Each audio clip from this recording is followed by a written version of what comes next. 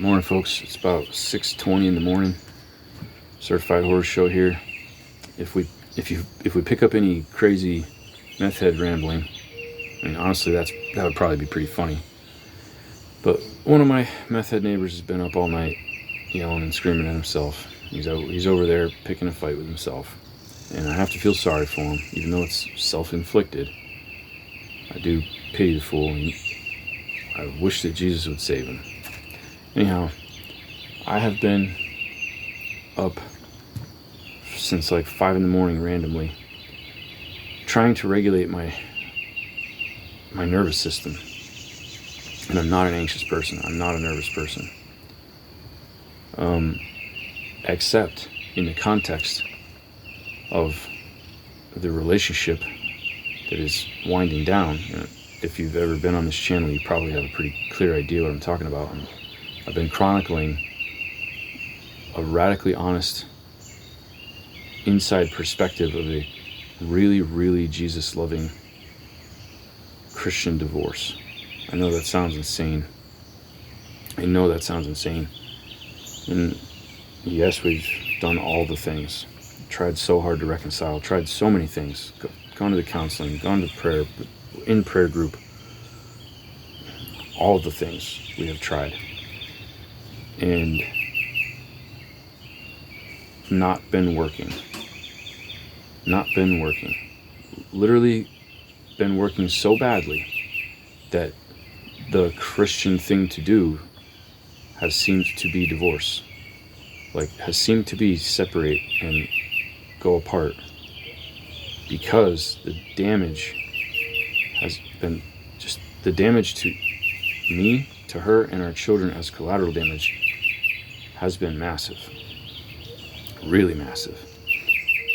And it doesn't seem like it's a Jesus thing to keep going with all of this hurt. So this channel has become about me freeing myself. It's self-therapy. But you don't get, Bird, I appreciate you, but you're a little loud. You don't get freed from your self-inflicted, self-created prisons without some really severe honesty, radical honesty. There he goes. I don't know if you guys could hear that little outburst over there. So, radical honesty, like the fact that I am an obsessive compulsive hoarder, that it was a distraction from the life that I was living for a long time, from the marriage that I was living. I didn't know that. I really didn't know that. At the time that I built this hoarding prison, it seemed like the solution to a lot of future problems. And it ended up being a self-fulfilling prophecy in the sense that it created a lot of future problems. Not the ones that I expected. But in hindsight, I should have expected. The radical honesty that I'm a man with mommy issues. Like, my mom left when I was 5, and I didn't really realize till now, comparing notes, just how volatile my childhood was from both parents, who I have a relationship with both of them. I love them both. I forgive them both. People can change. And it doesn't necessarily mean that the other person has to be the one doing the changing. People can change, as in, I can change. I can put down my grudge match, Now, so why was I up I'm ready to be sick right now. It's been an hour to get it under control. And why is that? Well, I am one half of a very codependent, which I know, I always have been. I was raised to be that, honestly. I was raised to be codependent before anybody knew what the word codependent was. And I knew it 20-something years ago, and I know it today. It's part of my character. And it takes a lot of maintenance and a lot of discipline for me to regulate that part.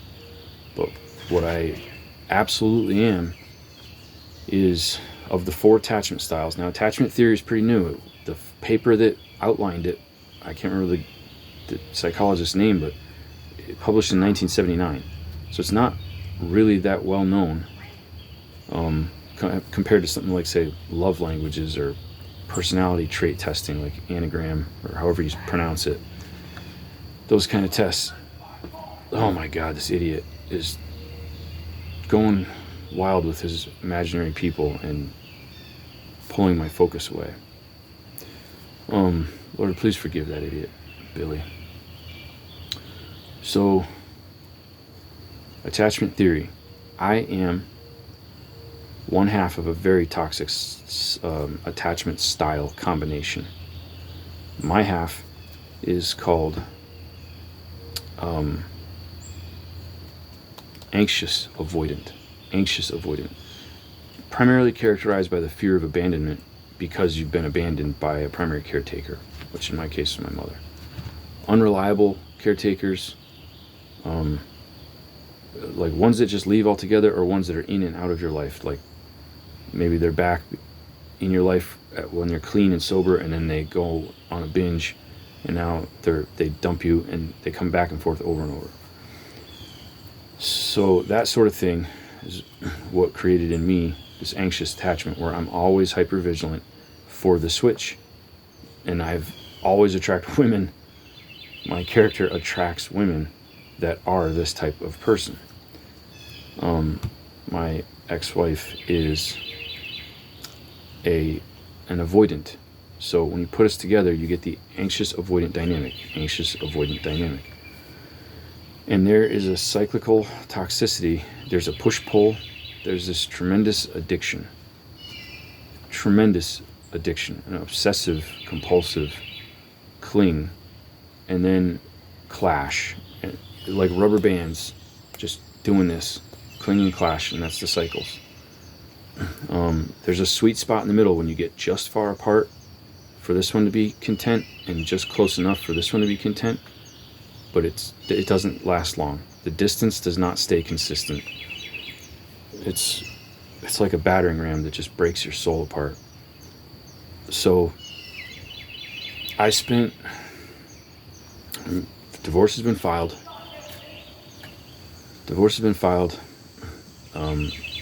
We're physically separated for like 6 months now, getting pretty close.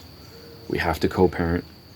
Every other time I've had a breakup in my life, they've basically been no contact.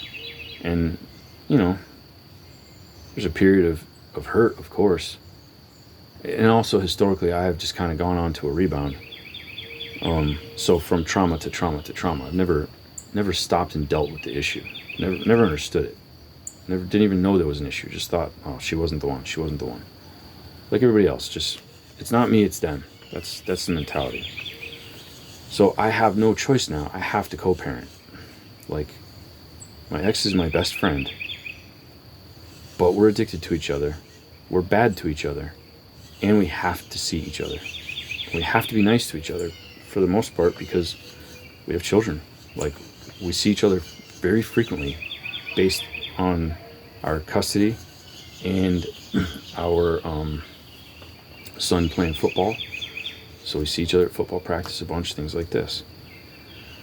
And we're nice to each other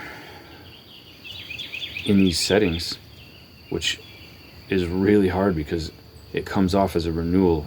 My immune system, like my adrenal system, perceives it as a renewal of the relationship.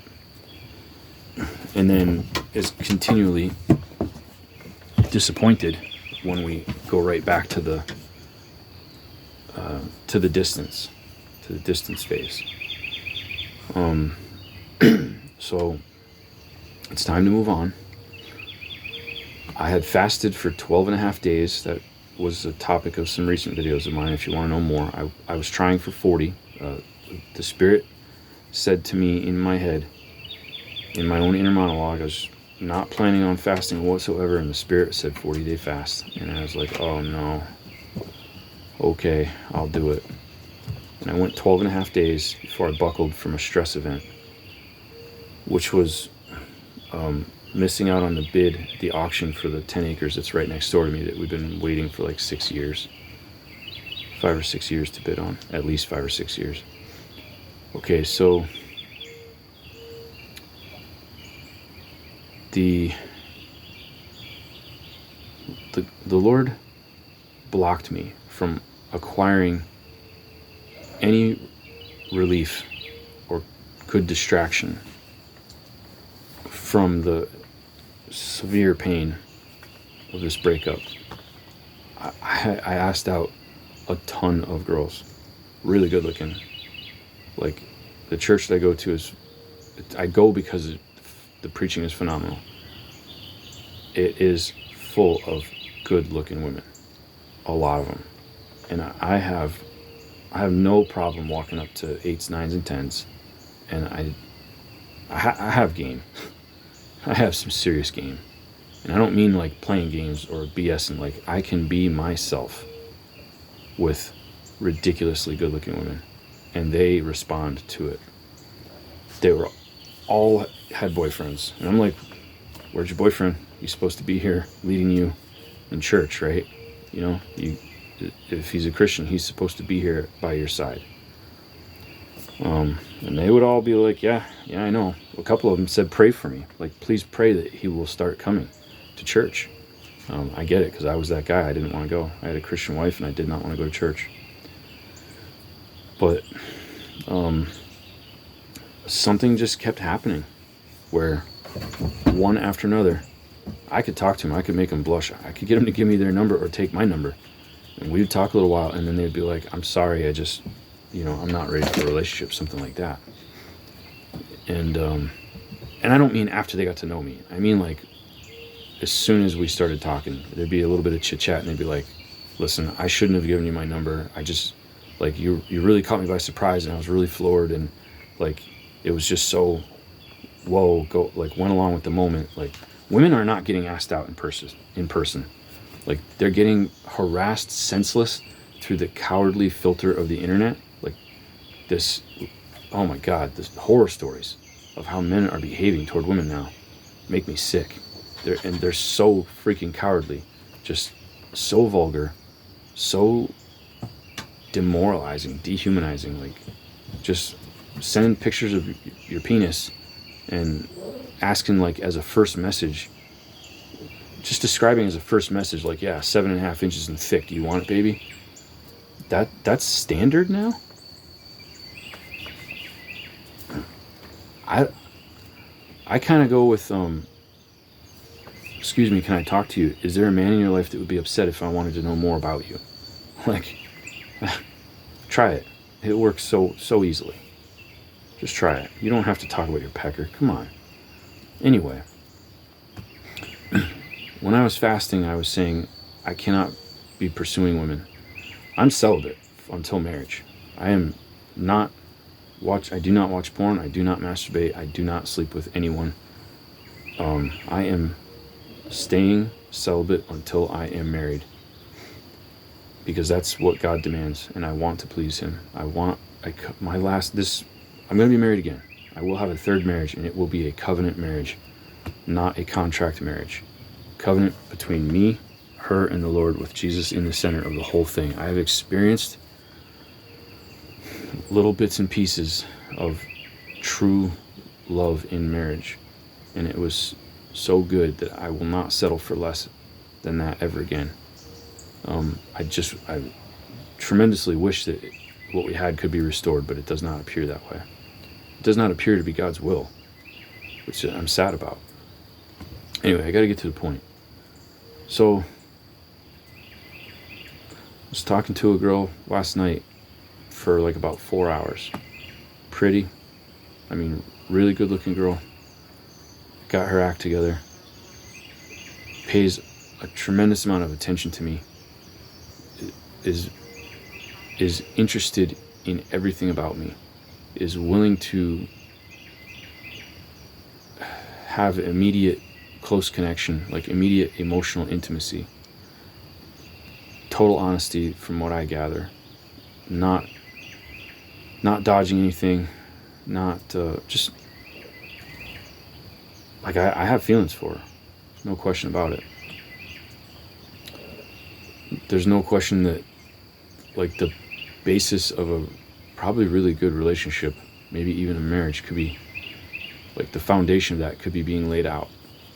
And here's the problem. Here's the problem. Like, I fall asleep in a chair, her and I get off the phone, 1:30 in the morning, and I fall asleep in a recliner, and I wake up at 5, and I just check the time on the phone, and there's a bunch of alerts, and so I go, I'm gonna go to bed, but I check them out,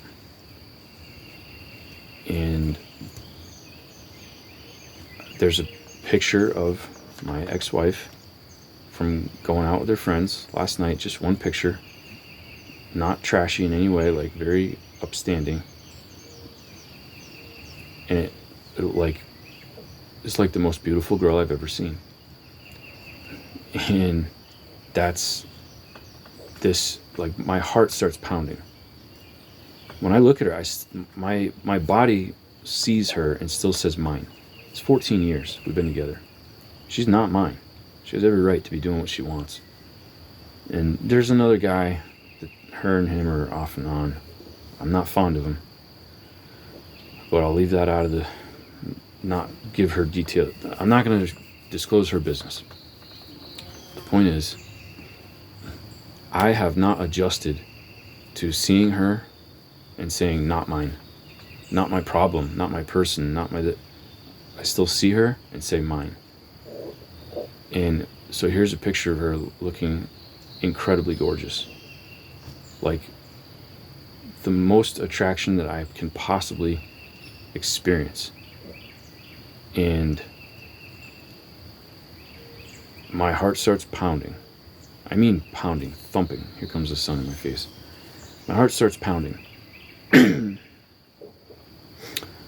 then my heart's pounding so hard, it's thumping in my chest, it's pulsing in my ear, it's pulsing in my head. I have like intense emotions. This is just looking at one picture that, there's nothing like wrong or going on or any commentary that's antagonistic to me. It's just a picture of her, just an incredibly good picture.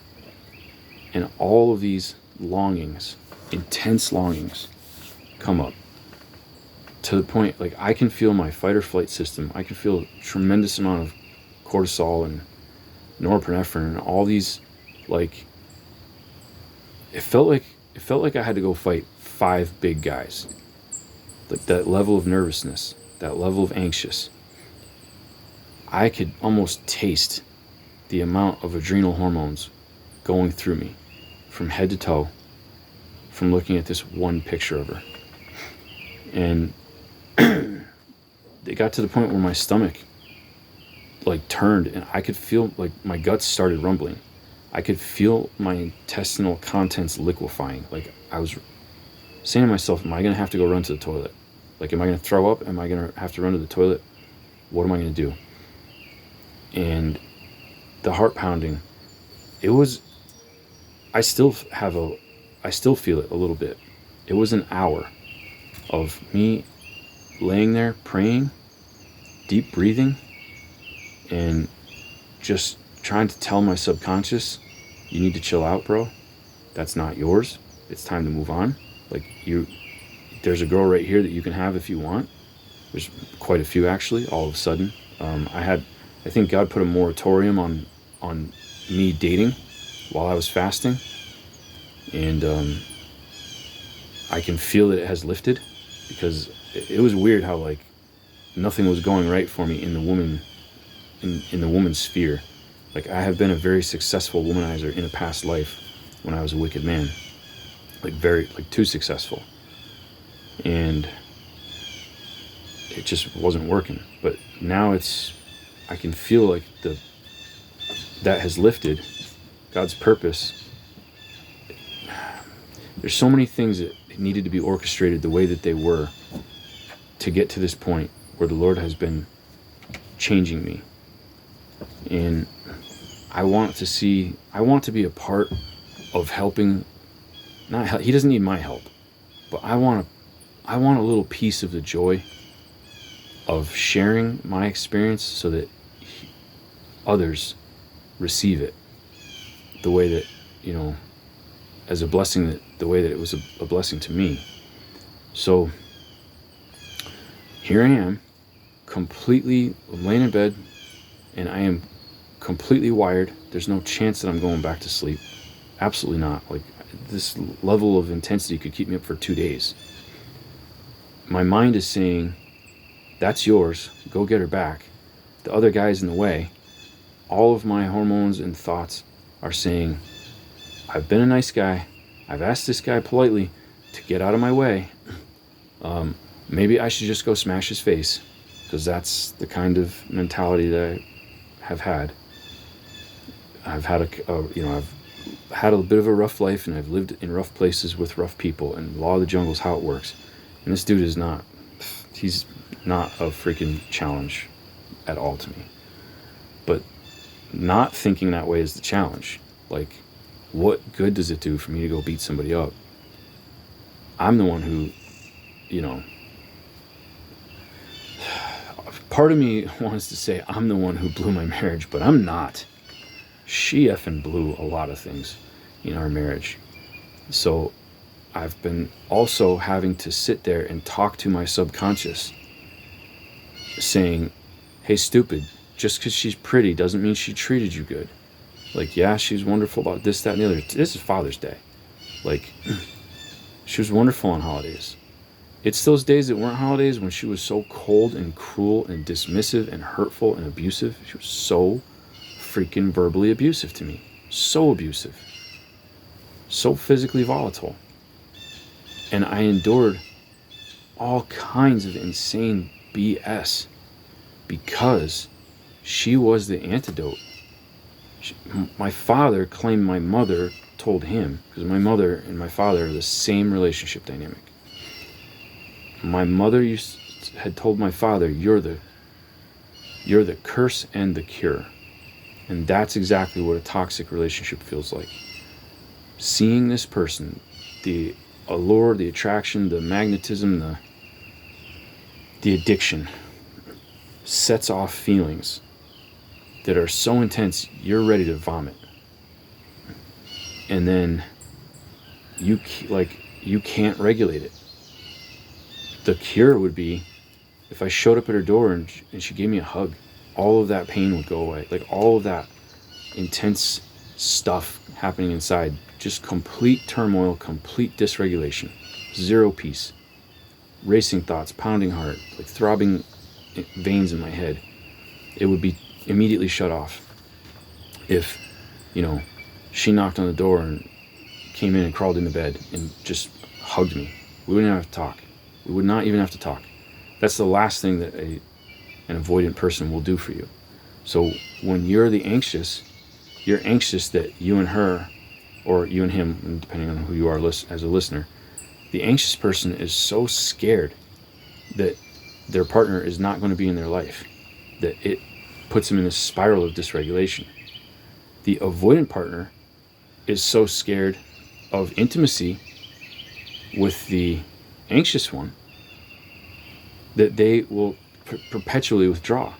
And that withdrawal is the thing that causes this one to go spiral downhill. The only way, I had to sever ties with her the other day. I mean, I explained it, but the only way that I can get better at this is I have to learn to self-regulate and self-soothe. Because God designed co-regulation. He says, as a command, a man shall leave his mother and father, find himself a wife, and cleave to her as one flesh. One flesh. That each one of you literally kind of has like half of a fight or flight, what is it, parasympathetic, the sympathetic and the parasympathetic nervous system. Each one of you has this nervous system, and each one of you is going to have things that your strong suits that don't give you anxiety and nervousness, and then your weak suits that do. And the two of you are supposed to cleave together, where if the wife is flipping out about something, the husband is there. Her immune system has gone haywire. Not immune. Her regulatory system, adrenal system, has gone haywire. Maybe it's a spider. Spiders and women are usually pretty wild. He's in control in that situation. He doesn't have any problem. Like, okay, baby, it's a spider. Relax. I got it. Stomp, stomp, stomp. And now he gives her a hug and she calms down. He's the soothing mechanism for her. And vice versa. And maybe for him it's stress about how am I going to pay for all these things, and all these kids and yada yada, the car's broke. And she's probably the one, mainly because most of the time she doesn't get the full level of burden in a husband and wife relationship. When the transmission starts slipping on the car and the tires are bald on that one and the roof is leaking here, that's usually the guy's department. I mean, if you're half of a man anyway. So she's probably not as worried about that as he is. He's at max stress, and to her it's like it's not that big of a deal, and she's able to soothe him, like, okay baby, it's going to be all right, we've always gotten through these things, we've been through hard stuff before, you've got me, I've got you, we're together. That's what it means to cleave together as one flesh. You co-regulate. Well, when you have two people that are matched up in a really high toxicity pattern, such as anxious avoidant, you really don't co-regulate very well.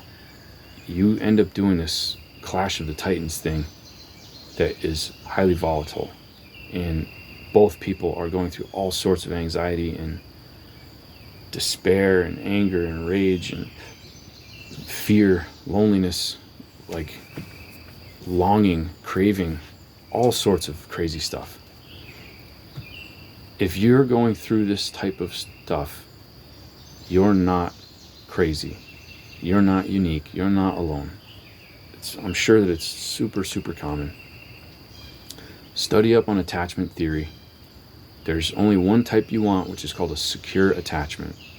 If you came from a traumatic, turmoiled, neglectful, abusive, drug background home as a child, or adoption, foster care, that kind of stuff, you don't know if you're safe or not.